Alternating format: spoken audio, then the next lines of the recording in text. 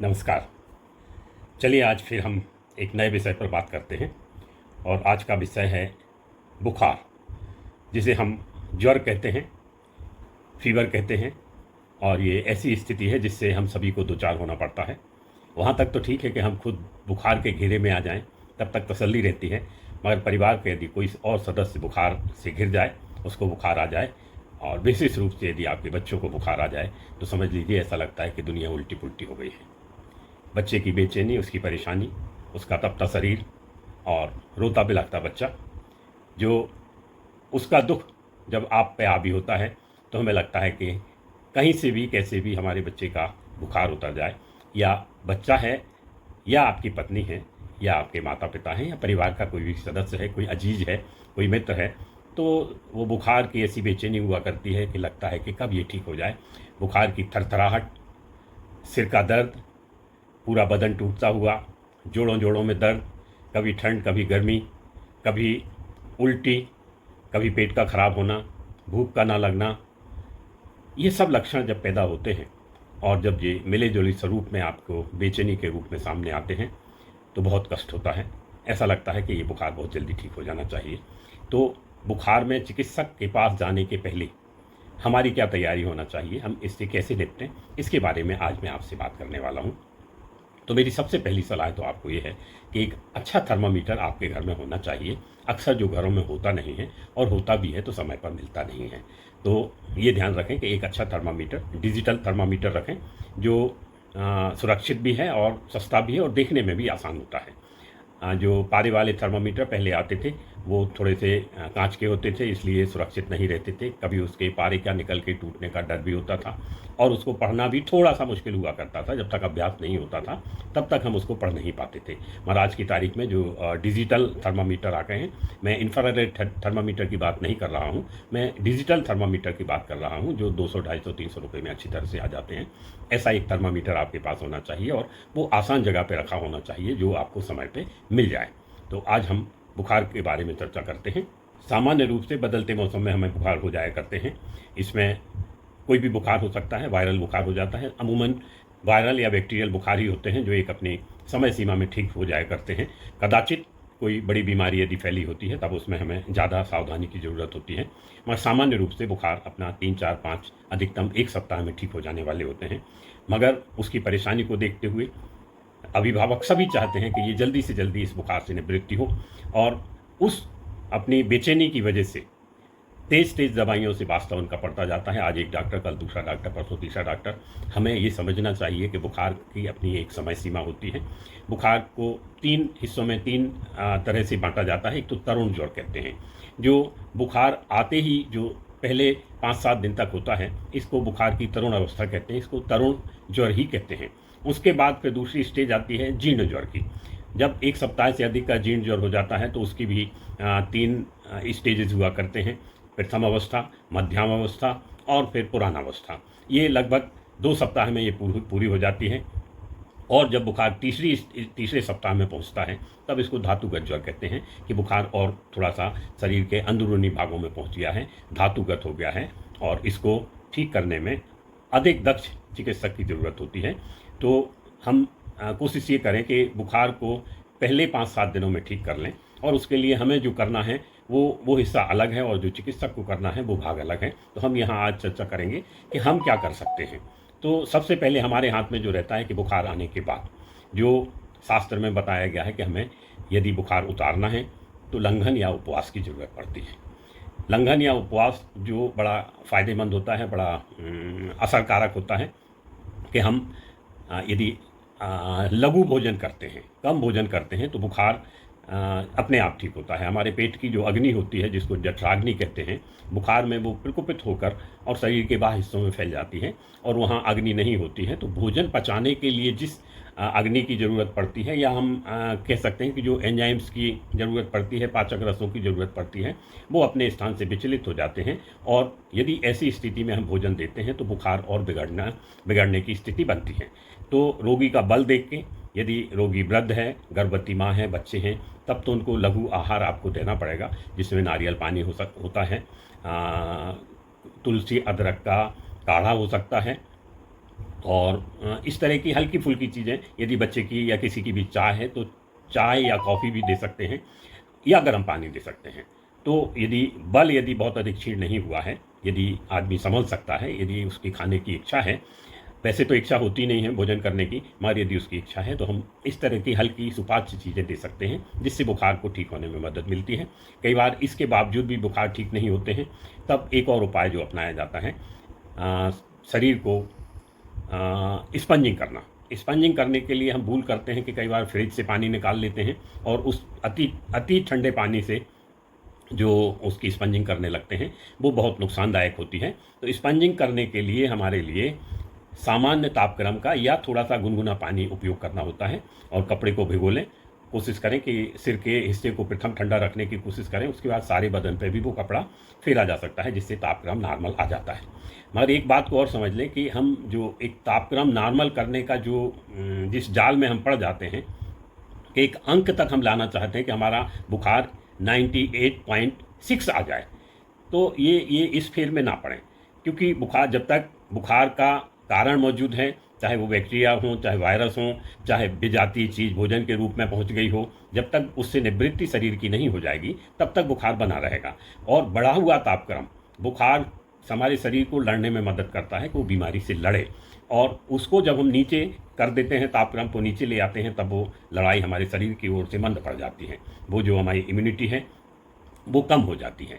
तो हमारे लिए कोशिश ये करना चाहिए कि यदि रोगी को अधिक बेचैनी नहीं है, बहुत अधिक परेशानी नहीं है, तो सामान्य उपचार देते हुए उसको आराम की सलाह दें, उसको तरल पदार्थ अच्छी मात्रा में जितनी उसकी इच्छा हो उतनी देते जाएं, बहुत अधिक भी ना दें क्योंकि उससे फिर उल्टी होने का डर रहता है।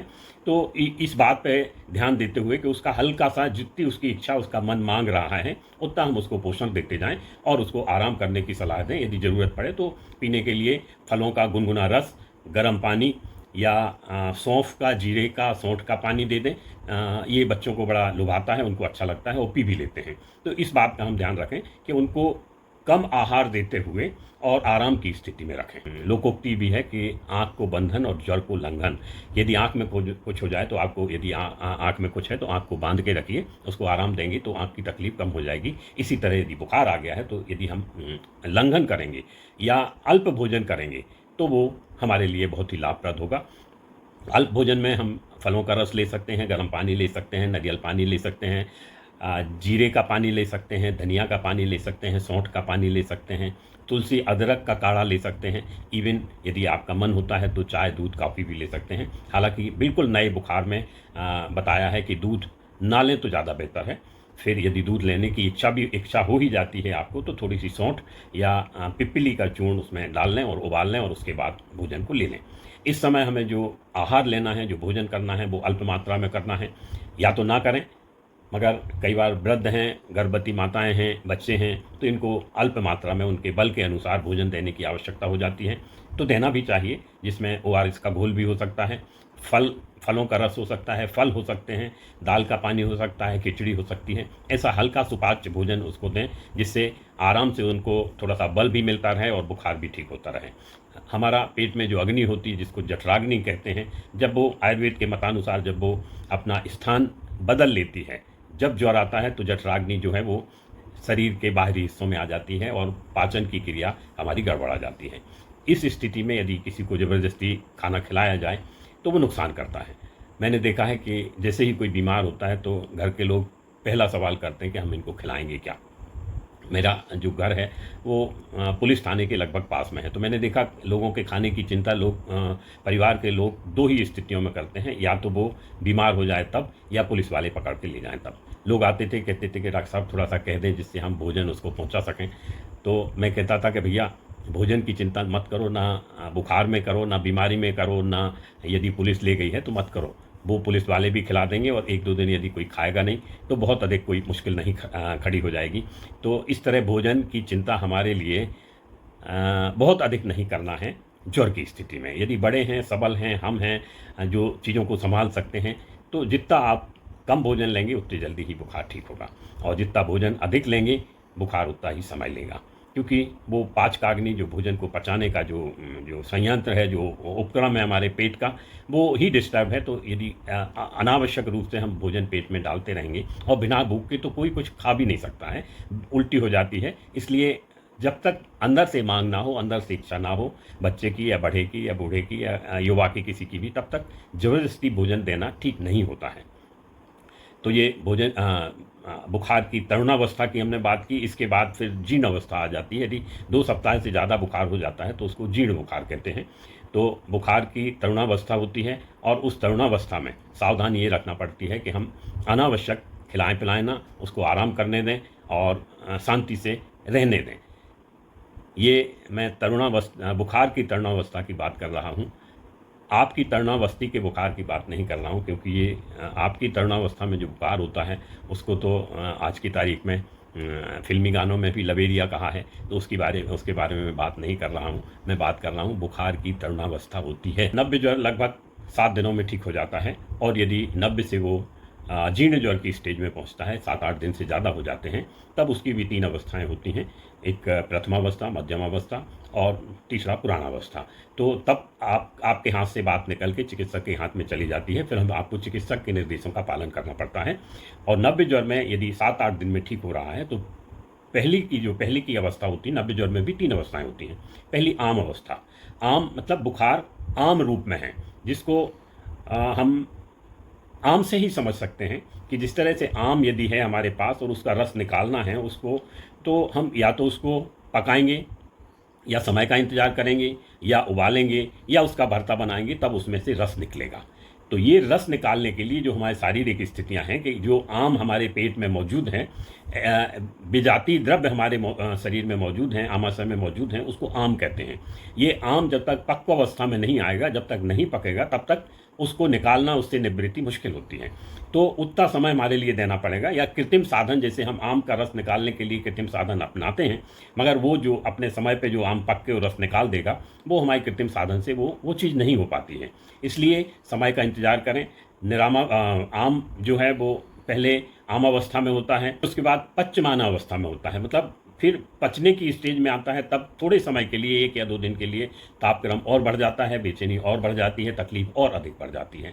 और उसके बाद निराम अवस्था आती है, जिसमें बुखार कम होने लगता है, शरीर में ढीलापन आ जाता है, पसीना आने लगता है, थोड़ी सी हल्कापन लगने लगेगा और बुखार से निवृत्ति की तरफ हम बढ़ेंगे। कुछ थोड़ी थोड़ी भूख की इच्छा होने लगेगी, और इस समय हमें सावधानी ये रखना है कि जितनी हमारी भूख है उतना ही खाएं, उससे ज़्यादा ना खाएं। और फिर निवृत्ति की तरफ बढ़ते हैं। इस दौरान यदि आवश्यक ना हो, जैसे निवृत्त होते हैं, तब हल्का सुपाच्य भोजन करें और आराम का विशेष ध्यान रखें। अब इस बीच आपके हाथ में जो उपाय होते हैं उनमें यही होता है कि आराम और फलों का रस या कुछ गर्म उष्ण जल पीते रहें। बच्चों के लिए द्राक्षा, जिसको दाख कहते हैं, दाख का पानी भी दिया जा सकता है, और ये पानी भी बच्चों को अच्छा लगता है। दाख डाल दें, सौंफ डाल दें, और जीरा भी डाल दें, और उसके साथ हल्का सा उसको गर्म कर दें और वो पिलाएं। बच्चे पीते भी हैं। या हम यदि किन्हीं फलों का रस दे रहे हैं तो हल्का सा काला नमक डाल के, जीरा, भुना हुआ जीरा डाल के, जिससे, और सौंठ डाल के, जिससे अग्नि वापस बन जाए, जो जठराग्नि हमारी मंद पड़ गई है वो वापस आ जाए। तो इस तरह से उपाय करते हैं। और जो उपाय कर सकते हैं आप चिकित्सा के रूप में, उसमें कुछ जैसे अदरक तुलसी का आप रस दे सकते हैं, अदरक तुलसी का काढ़ा दे सकते हैं, सौंठ का काढ़ा दे सकते हैं, और नारियल पानी दे सकते हैं, बस। और बुखार के नाम पे, ठीक करने के नाम पे, आज जो पैरासीटामॉल दवाई बहुत प्रचलित है वो भी दी जा सकती है, और देते ही हैं, मगर उसमें भी हमें सावधानी तो रखना ही चाहिए कि बहुत अधिक मात्रा में ना दें। कई बार बुखार जब रिपीट होता रहता है तो लोग बार बार उस दवाई को देते रहते हैं। इस बात को नहीं समझते हैं कि वो कोई उपचार नहीं है, वो केवल शरीर को ठंडा दिखने में मदद करती है, एक्चुअल बुखार मिटाती नहीं है। मगर बेचैनी की अवस्था में तो दिया जा सकता है। तो ये ध्यान रखें कि हम ऐसी कोई औषधि ना दें जिससे बहुत मुश्किल बन जाए। एंटीबायोटिक्स ना दें, तसल्ली रखें, अपने हाथ से कुछ और ज़्यादा उपचार ना करें। जब आपके डॉक्टर उस मरीज को देखने लगते हैं, चाहे वो आपका बच्चा हो या कोई भी परिवार का सदस्य हो, तब भी आपको तसल्ली रखना है, सावधानी रखना है कि घबराए ना, हड़बड़ाए ना, क्योंकि बुखार अपना एक समय लेके ही जाता है। यदि इस बीच आपने बार बार डॉक्टर को छेड़ा, डॉक्टर से कहा, तो डॉक्टर फिर ना चाहते हुए भी कुछ ऐसी दवाइयाँ लिखता है जिनकी आवश्यकता सामान्य रूप से नहीं होती है। एंटीबायोटिक्स भी फिर बड़े हुए दिए जाने लगते हैं, और यदि वायरल फीवर है तो उसमें एंटीबायोटिक्स भी कुछ नहीं कर लेते हैं। तो हमें तसल्ली रखना चाहिए और इस चीज़ को समझना चाहिए कि बुखार यदि आ गया है तो 5-7 दिन लगेंगे, इस दौरान आराम कर लें और अपना बाकी इलाज के अलावा जो सावधानियाँ होती हैं वो सावधानियाँ अपनाएं। और जैसा मैंने पहले भी बताया है आपको कि यदि आपका एक मित्र चिकित्सक है, आपके परिवार का सदस्य है, तो आपकी बहुत सारी मुश्किलें कम हो जाती हैं। और आपसे फिर यही निवेदन है कि मेरे तमाम तरह के जो वीडियोज़ हैं जिसमें स्वास्थ्य के बारे में मैं बता रहा हूँ, वो देखने के लिए आप मेरा चैनल सुखायु हैप्पी लाइफ को सब्सक्राइब करें, अपने दोस्तों को सब्सक्राइब कराएं और बेल आइकन दबाना ना भूलें, जिससे मेरे जो भी नई वीडियो आएंगी वो आपको आसानी से और जल्दी ही उपलब्ध हो सकें। तो चैनल को सब्सक्राइब जरूर कीजिए, जिससे तमाम स्वास्थ्य के बारे में आपको जानकारी मिलती रहे। बात को समाप्त करने के पूर्व मैं कुछ आयुर्वेदिक उपचार भी आपको बता देना चाहता हूँ कि गोदंती भस्म होती है, रुचि सत्व दे सकते हैं, और सामान्य रूप से त्रिभुवन कीर्ति रस होता है, लक्ष्मी विलास रस होता है। ये सामान्य रूप से उपयोग की जाने वाली औषधियाँ हैं, इनको आप अपने चिकित्सक की सलाह से दे सकते हैं। बहुत अधिक परेशान ना हो, बहुत अधिक इलाज के फेर में ना पड़ें, बीमारी ठीक होगी। हालांकि बुखार को हम मित्र भी कह सकते हैं, और सच में ये मित्र है। हमारे शरीर में जो बेजाती चीज़ें अंदर प्रवेश कर जाती हैं, चाहे वो बैक्टीरिया हो, चाहे वायरस हो, चाहे दूषित भोजन हो, दूषित पानी हो, दूषित वातावरण हो, उसको निकालने के लिए हमारा शरीर प्रतिक्रिया करता है। और उस प्रतिक्रिया में उसकी जो युद्ध होता है, जो रणभेरी बजा लेता है शरीर युद्ध लड़ने के लिए, उसकी वजह से हमारा तापक्रम बढ़ जाता है। और कहते हैं कि बढ़े हुए तापक्रम में बैक्टीरिया भी मरते हैं, वायरस भी मरते हैं, और यही लड़ाई जो है ये हमारे तापक्रम को बढ़ा देती है। इसलिए बुखार जो होता है उसको बहुत जल्दी उस पर सवारी नहीं, बुखार आपके ऊपर चढ़ा और आप बुखार के ऊपर चढ़ गए कि हम तो तुमको उतार के ही रहेंगे, तो वो ऐसे नहीं उतरता है, अपना समय लेके ही उतरता है। मगर इस बीच वो आपको यदि आपने बहुत जल्दी उतारने की कोशिश की तो बहुत सारी दवाइयाँ लगेंगी और समय उतना लगेगा, इस बीच आप परेशान भी बहुत हो जाएंगे। तो बुखार हमारा मित्र है जो हमारे शरीर से ऐसी चीज़ों को निकाल देता है जिनको हम विजातीय चीज़ें कहते हैं, विकार कहते हैं, उसको निकालने के लिए हमारी मदद करता है। और वैसे भी बुखार बचपन से ही, स्कूल टाइम से ही मदद करता रहा है। माँ साहब कहते थे कि चलो बुखार आ गया है, इसलिए छुट्टी के लिए आवेदन पत्र लिखो, और वो हम लोग सीख गए थे आवेदन पत्र लिखना, कि बुखार के लिए आवेदन पत्र लिखा। फिर धीरे धीरे वो काम आने लगा। कभी पिताजी ने कहा कि चलो घर का कुछ काम है, एक आवेदन लिख दो कि बुखार आ गया है। कभी माताजी ने कहा कि चलो तुम हमारे साथ मामा के यहाँ चल रहे हो तो एक आवेदन लिख दो। तो ये बुखार ऐसा मददगार हुआ करता था बचपन में भी, और आज भी जब हमें कार्यालय से छुट्टी लेना होती है, अपने कार्यस्थल से या किसी और कारण से हम जहाँ पहुँचना चाहिए वहाँ नहीं पहुँचना चाहते हैं, तो बुखार बड़ा सहायक होता है, अच्छा साधन हो जाता है हमारा। तो बुखार दोनों तरह से हमारे लिए लाभदायक है। इसमें आपसे यही निवेदन है कि तसल्ली रखें, क्योंकि बुखार यदि आ जाता है तो 5-7 दिन वो लेगा ही लेगा। चाहे बच्चों को सर्दी खांसी हो, वायरल फीवर हो या मौसमी बुखार हो, ये सब समय लेते हैं और इनको समय देना भी चाहिए। इनको यदि आप समय देंगे तसल्ली से तो ये अच्छी तरह से ठीक होंगे और आपको अधिक परेशानी नहीं होगी। तेज बुखार को हल्की सी गर्मी बताना सीख लिया है मैंने। यूँ तो होती है गुफ्तगू हर मिलने वाले शख्स से, लेकिन अब कुछ बातों को जुबां पर न लाना सीख लिया है मैंने। तो आज के लिए इतना ही, फिर मिलते हैं। नमस्कार, जय हिंद, जय भारत। स्वस्थ रहें, परिवार को स्वस्थ रखें, प्रसन्न रखें, और मित्र बुखार से घबराएं नहीं। नमस्कार।